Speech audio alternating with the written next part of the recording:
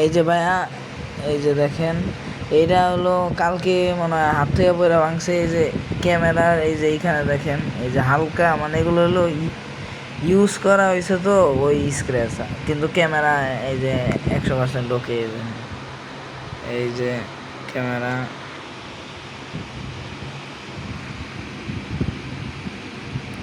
এই যে ভিডিও, এই যে 4K তে আছে, এই যে দেখতে পারেন। এই যে ডিসপ্লে অরিজিনাল আছে, ব্যাটারি অরিজিনালই আছে, কিছু চেঞ্জ নেই।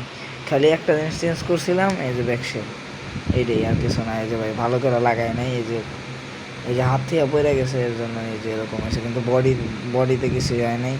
আর যেহেতু এটা ভাই ইউজ করা ফোন ভাই, আর কি চান, তাই এইটা একটু আর কি চার্জিং পোর্টে একটু ময়লা আছে, এই আর কিছু না।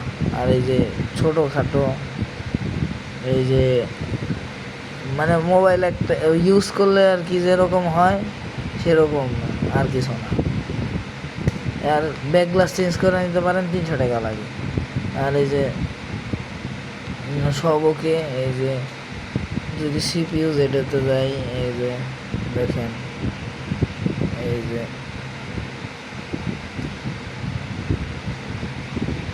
ব্যাটারি 5200 mAh-এর।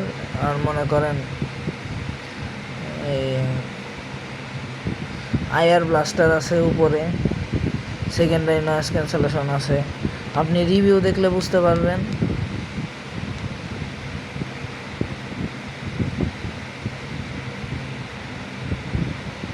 সেটিংস,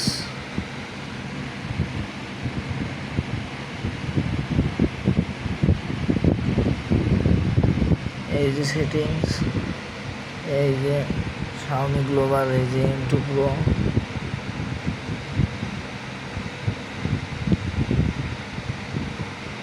এই যে Android 12,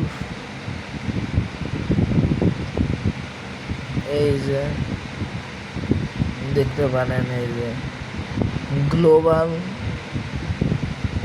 সিকিউরিটি প্যাচ এখনো আসে, কিন্তু অ্যান্ড্রয়েড আপডেট আসে না, এই যে দেখতে পারেন।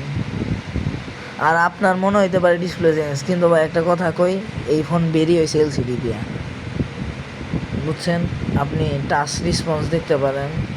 আর এটা হলো পাবজিতে মনে করেন 60 FPS দেয় লোয়েস্ট সেটিংসে। আর এই যে ইন্দোনেশিয়ান বাস সিমুলেটর, এই যে আপনার একটু দেখাই কত FPS দেয় হাইয়েস্ট গ্রাফিক্সে।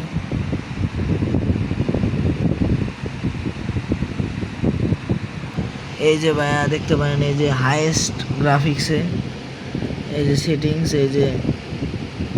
এই দেখেন, এই যে সব হাইটাই করা আছে, এই যে দেখেন সব হাইটাই করা আছে,